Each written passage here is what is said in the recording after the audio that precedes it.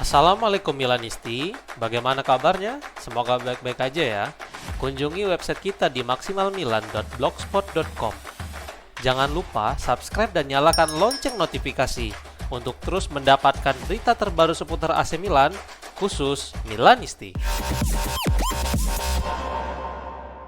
Pierre-Emile Hojbjerg bisa menjadi pilihan untuk lini tengah Ruben Amorim di AC Milan menurut sebuah laporan. Milan Press mengutip Corriere dello Sport yang melaporkan bahwa Amorim bisa meminta manajemen untuk menandatangani gelandang bertipikal defensif. Amorim menginginkan gelandang yang dapat memotong arus bola sebelum masuk ke area pertahanan tim, terutama ketika bek sayap maju membantu serangan. Dalam hal ini, Hojbjerg bisa menjadi rekrutan yang sempurna untuk Milan. Kontak antara Diavolo dan rombongan gelandang asal Denmark itu telah dimulai dan surat kabar itu menyatakan bahwa Marseille menetapkan label harga sebesar 15 juta euro untuk mantan gelandang Tottenham yang berusia 31 tahun itu. Selain itu, gajinya akan memakan anggaran sekitar 3 juta euro per musim yang tentu saja akan terjangkau oleh Rossoneri. Namun sebelum melakukan perekrutan pemain baru, Milan perlu untuk melepas salah satu dari beberapa gelandang antara Adrien Rabiot, Luka Modric, Ardon Diasari, Samuel Erici, Yunus Musa, Yusuf Fofana, dan Ruben Loftus-Cheek.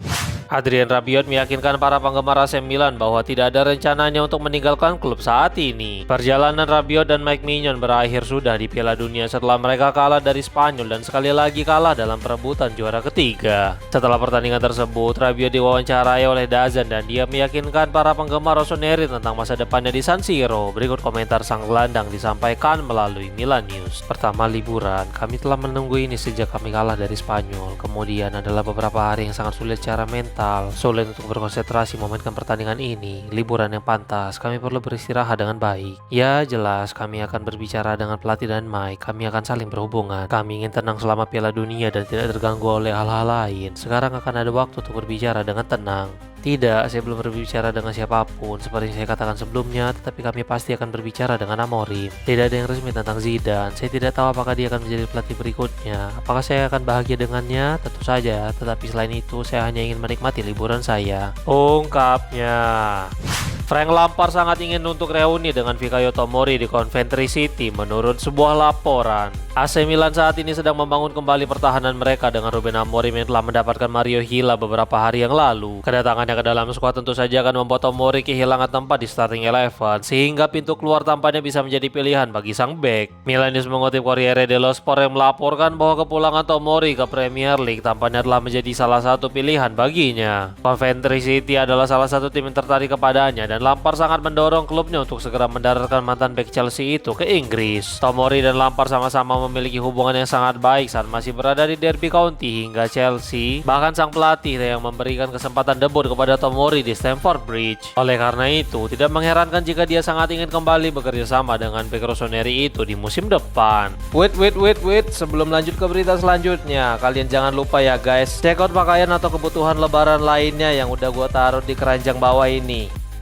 Leeds United dan Ipswich Town pantau serius Yunus Musa dari AC Milan menurut sebuah laporan. Musa menghabiskan musim lalu dengan status pinjaman di Atalanta dan dia mendapatkan cukup banyak menit bermain, tetapi Ladea tidak terlalu terkesan sehingga mengembalikannya ke Milanello. Dalam beberapa pekan terakhir, Ruben Amorim mengonfirmasi bahwa dia akan mengevaluasi seluruh pemain secara langsung termasuk Musa. Kemarin Milan News mengutip Corriere dello Sport dan Tuttosport yang melaporkan bahwa Leeds dan Ipswich sama-sama sangat serius memantau situasi Musa. Label harga yang telah ditetapkan oleh Diavolo sekitar 20 juta euro, tetapi keputusan akhir tentang masa depan mantan gelandang Valencia itu akan berada di tangan Amorim. Laporan tersebut menunjukkan bahwa Leeds telah mengadakan kontak awal, sementara Ipswich belum bergerak meskipun mereka juga tertarik. Namun Milan tampaknya tidak terlalu terburu-buru untuk menjual sang pemain karena dia dapat memainkan beberapa peran dan tentu saja bisa berguna bagi Amorim.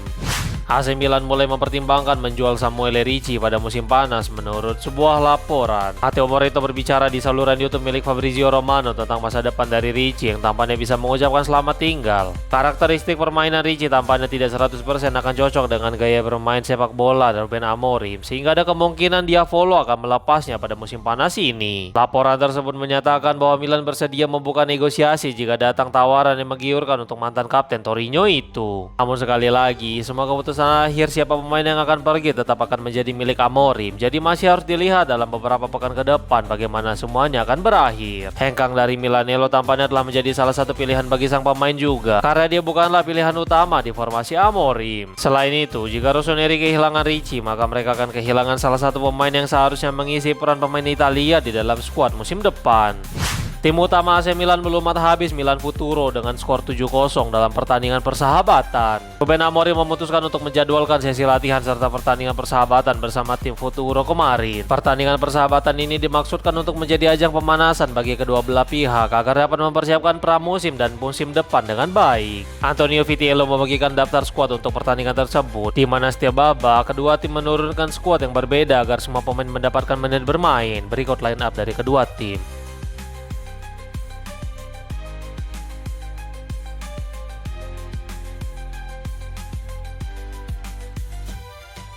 Pertandingan internal ini dimanfaatkan oleh Amorim dan Sergio Navarro untuk menguji pemain mereka lebih jauh. Selain itu, Francesco Camarda dan Andre Kostic menunjukkan performa yang cukup baik dan bahkan mereka mampu masing-masing mencetak 1 gol pada pertandingan tersebut.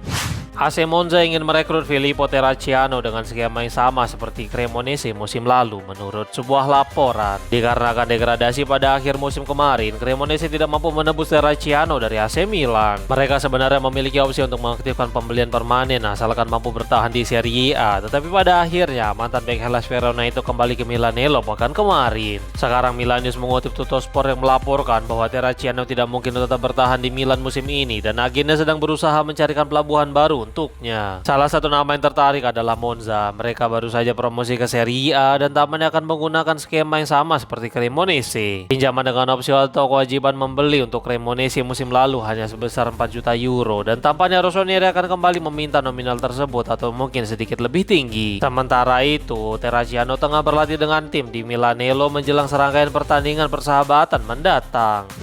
Luka Modric segera menandatangani kontrak baru dengan AC Milan minggu ini menurut sebuah laporan. Milan sangat senang dengan penampilan mantan bintang Real Madrid itu sepanjang musim kemarin dan tampaknya masa depannya sekarang mulai ada titik terang. Setelah sebelumnya mulai berpikir hengkang karena tidak lolos ke Liga Champions dan kehilangan Massimiliano Allegri, sekarang tampaknya pikiran sang gelandang telah berubah. Pietro Balzano Prota dari Milan Vibes melaporkan bahwa Modric diperkirakan akan menandatangani kontrak barunya pada minggu ini. Kontrak baru Modric ini akan mengikat veteran Kroasia itu di San Siro selama 1 tahun lagi dan dia akan menerima gaji yang sepertinya akan sama persis, yaitu 3,5 juta euro. Ruben Amorim memiliki peran besar dalam meyakinkan Modric untuk bertahan 1 musim lagi demi memberikan pengalaman ke ruang ganti. Namun masih harus dilihat akan sebesar apa peran Modric di atas lapangan musim depan, tetapi tampaknya dia tidak akan terlalu banyak bermain seperti musim kemarin.